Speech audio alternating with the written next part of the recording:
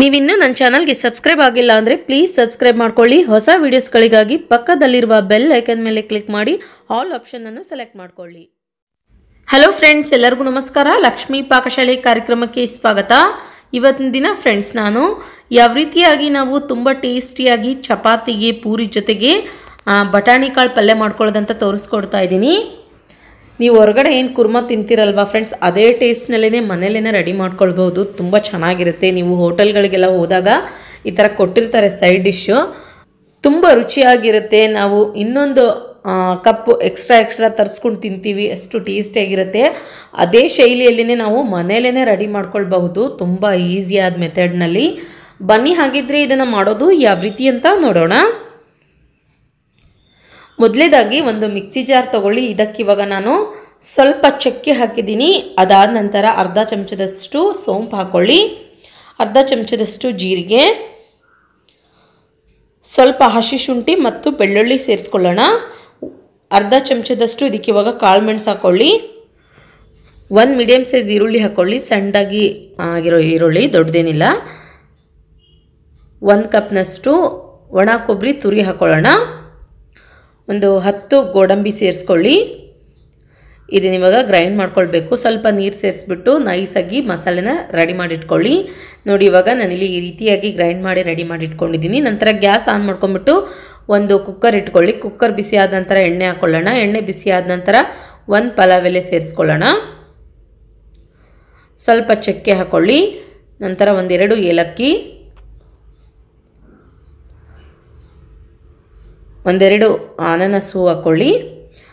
ಒಂದು 5-6 ಲವಂಗ ಸೇರಿಸ್ಕೊಳ್ಳೋಣ. ಅದಾದ ನಂತರ ಇದಕ್ಕಿವಾಗ ನಾವು ಈರುಳ್ಳಿ ಹಾಕ್ಕೊಳ್ಳೋಣ, ಸಣ್ಣದಾಗಿ ಕಟ್ ಮಾಡ್ಕೊಂಡ್ಬಿಟ್ಟು. ಈರುಳ್ಳಿ ಹಾಕಿದ ನಂತರ ನೋಡಿ ಒಂದು ಸಲ ಇದನ್ನು ಚೆನ್ನಾಗಿ ಫ್ರೈ ಮಾಡ್ಕೊಳ್ಳಿ.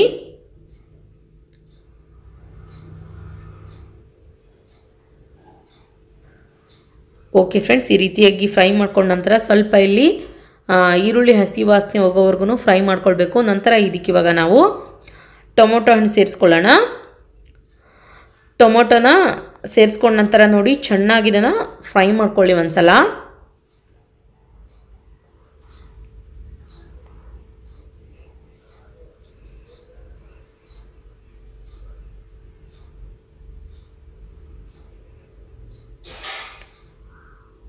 ಅದಾದ ನಂತರ ಫ್ರೆಂಡ್ಸ್ ಇದಕ್ಕಿವಾಗ ನಾನು ಆಲೂಗಡ್ಡೆ ಸೇರಿಸ್ಕೊಳ್ತಾ ಇದ್ದೀನಿ. ಆಲೂಗಡ್ಡೆನ 2 ಆಲೂಗಡ್ಡೆನ ಮೇಲ್ಗಡೆ ಸಿಪ್ಪೆ ತೆಗೆದು ಕಟ್ ಮಾಡಿಬಿಟ್ಟು ಹಾಕ್ತಾ ಇದ್ದೀನಿ.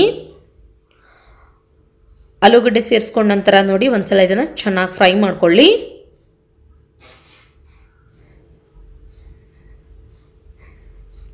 ನಂತರ ಇದಕ್ಕಿವಾಗ ಬಟಾಣಿ ಸೇರಿಸ್ಕೊಳ್ಳೋಣ, ಹಸಿ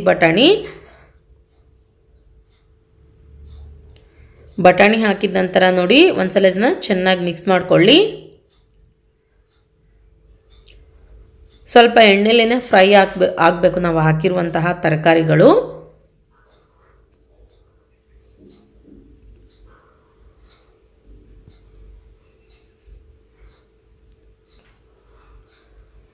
ಅದಾದ ನಂತರ ಇದಕ್ಕಿವಾಗ ನಾವು 1 ಚಿಟಿಕೆಯಷ್ಟು ಅರಿಶಿನ ಪುಡಿ ಹಾಕ್ಕೊಳ್ಳೋಣ.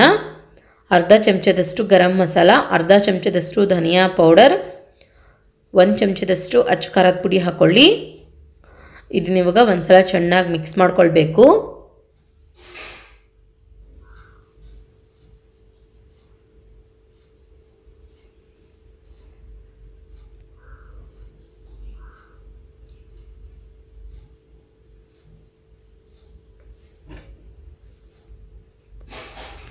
ಅದಾದ ನಂತರ ಇದಕ್ಕಿವಾಗ ನಾವು ಗ್ರೈಂಡ್ ಮಾಡಿದಂತಹ ಮಸಾಲ ಸೇರಿಸ್ಕೊಳ್ಳೋಣ.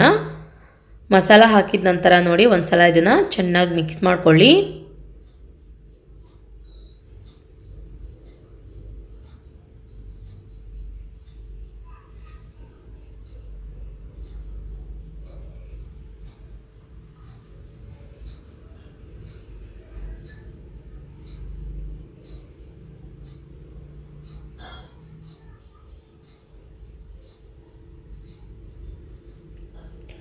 ಅದಾದ ನಂತರ ಫ್ರೆಂಡ್ಸ್ ಇದಕ್ಕಿವಾಗ ನಾವು ನೀರು ಸೇರಿಸ್ಕೊಳ್ಳೋಣ. ನೀರು ನೋಡ್ಕೊಂಡು ಹಾಕ್ಕೊಳ್ಳಿ.